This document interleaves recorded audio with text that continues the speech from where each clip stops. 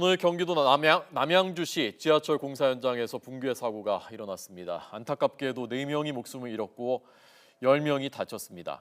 가스통과 연결돼 있는 호스를 근로자들이 안으로 가지고 들어가다가 가스가 폭발한 것으로 현재까지 추정되고 있습니다. 현장 연결돼 있습니다. 강희경 기자 현장 상황 전해주십시오.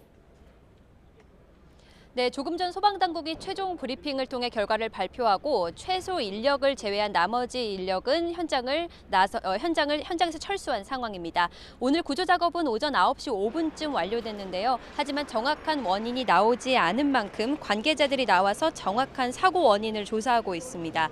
이런 가운데 박인용 국민안전처 장관은 현장을 방문해 가스 폭발로 인한 사고로 보이며 현장 다리도 안전점검을 실시할 것이라고 밝혔습니다. 근로자들이 내부에서 가스 작업을 위해 가스통과 연결된 관을 현장으로 끌고 들어간 만큼 폭발 사고가 난 것으로 추정되고 있는데요.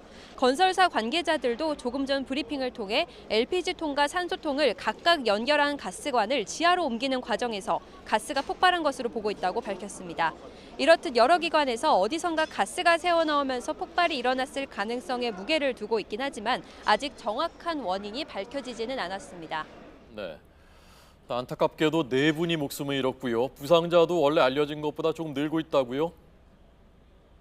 네, 그렇습니다. 애초 사망자는 4명, 부상자는 8명인 것으로 확인됐는데요. 부상자 2명이 사무실에 있다가 병원으로 진료를 받기 위해 간 것으로 확인되면서 부상자는 모두 10명으로 집계됐습니다. 앞서 사고가 난 것은 오늘 오전 7시 27분쯤입니다. 경기도 남양주시 지하철 진접역 공사장에서 폭발음으로 추정되는 굉음과 함께 사고가 났다는 신고가 접수된 겁니다.